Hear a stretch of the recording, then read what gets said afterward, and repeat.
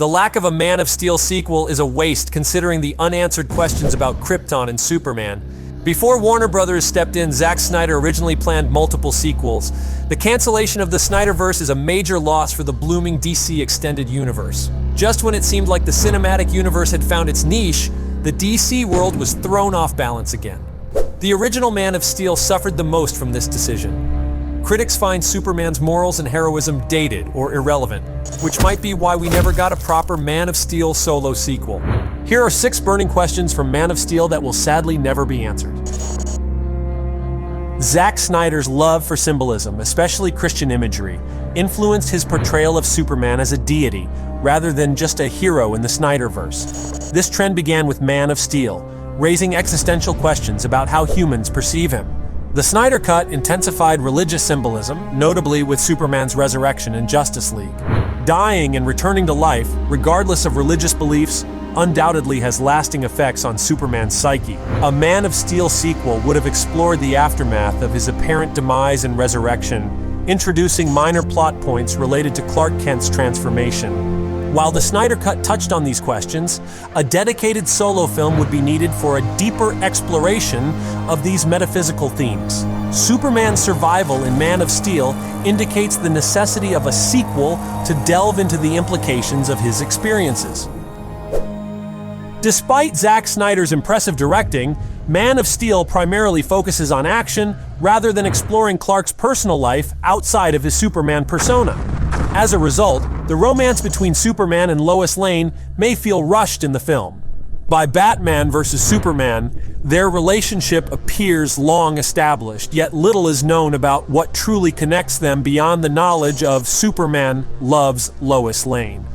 A sequel to Man of Steel could delve deeper into the dynamics of their relationship, allowing Henry Cavill and Amy Adams to showcase their undeniable chemistry.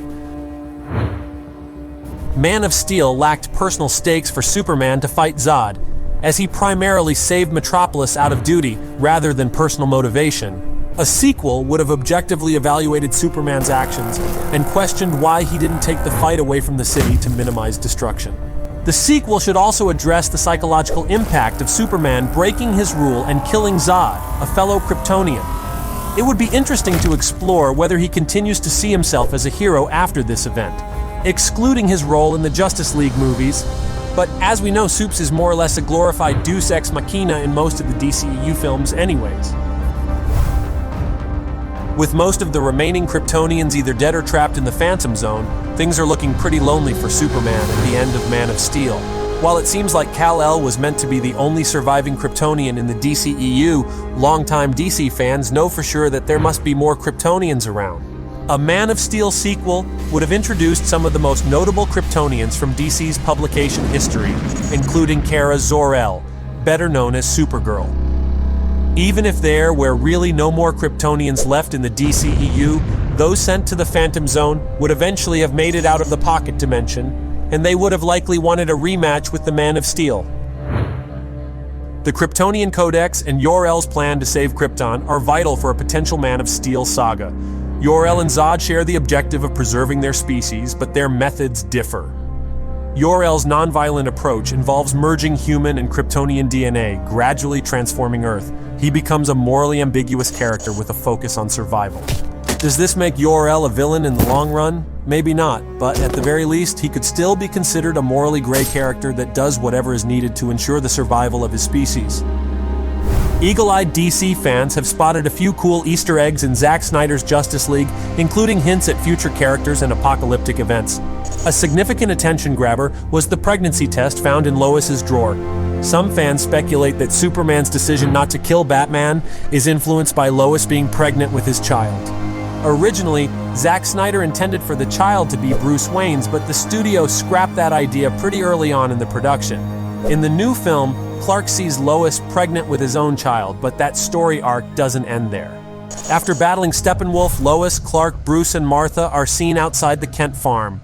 Unlike the Joss Whedon version, where Lois carries a box, Zack Snyder's Justice League shows her carrying a baby basket, likely containing their child or items for the baby.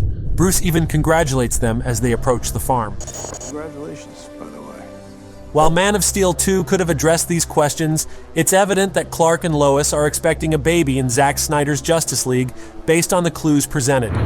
What unanswered questions do you feel sad about? That will remain unanswered.